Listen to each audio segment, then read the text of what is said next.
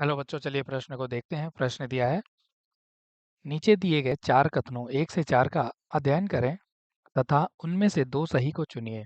पहला कह रहा है, हिरण को खाता हुआ शेर, यहाँ शेर होगा, तथा दाना चुगती हुई गौरैया उपभोक्ता होने की दृष्टि दृष्टि में पारिस्थितिकी रूप से समान है। उसके बाद दूसरा कह रहा है, परभक्षी स्टारफिश डिजास्टर कुछ अकशेरुकियों की प्रजातियों की विविधता को बनाए रखने में सहायक है। तीसरा है, परभक्षी अंतोदकत्वा भक्ष्य प्रजातियों की विलुप्ति का कारण बनते हैं। उसके बाद चौथा है, पौधों द्वारा निकोटीन टुक्विन जैसे रसायनों का उत्पादन अपचयी विसंगतियां हैं।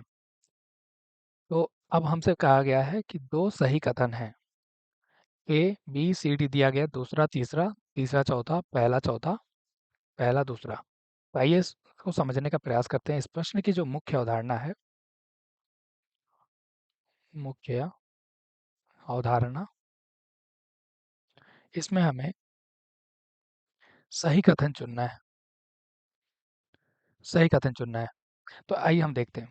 अगर हम बात करें, हिरण को खाता हुआ शेर तथा दाना चुगती हुई गौरैया उपभोक्ता होने की दृष्टि से पारिस्थितिक रूप में समान है, ये बात सही है। अब अलग की बात है कि इनका पोषक स्तर कुछ और है, लेकिन ये एक पारिस्थितिकी रूप में इसलिए समान है क्योंकि दोनों दोनों क्या है, उपभोक्ता हैं, उपभोक्ता होंगे, इसलिए सही हो जाएगा।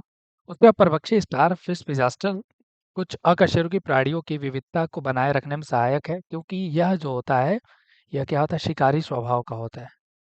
शिकारी, या हम कह सकते हैं भक्षक होता है, और जो क्या करता है कि कुछ छोटे अकशेरुकियों पे ये क्या करता है, भक्षक करने का काम करता है, भक्षक करने का कार्य करता है, जिसके साथ ही साथ यह कहीं न कहीं विविधता बनाने में सहायक होता है।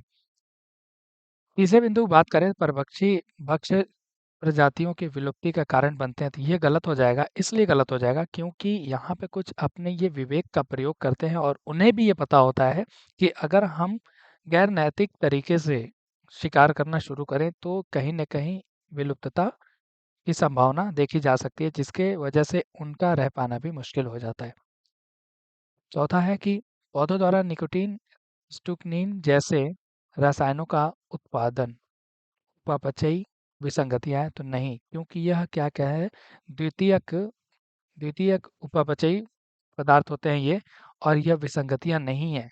इसलिए हमारा जो सही उत्तर हो जाएगा 1 और 2, यानी हमारा विकल्प डी सही उत्तर हो जाएगा, विकल्प डी सही हो जाएगा। आशा करते हैं इस प्रश्न का उत्तर आपको समझ में आया होगा। धन्यवाद।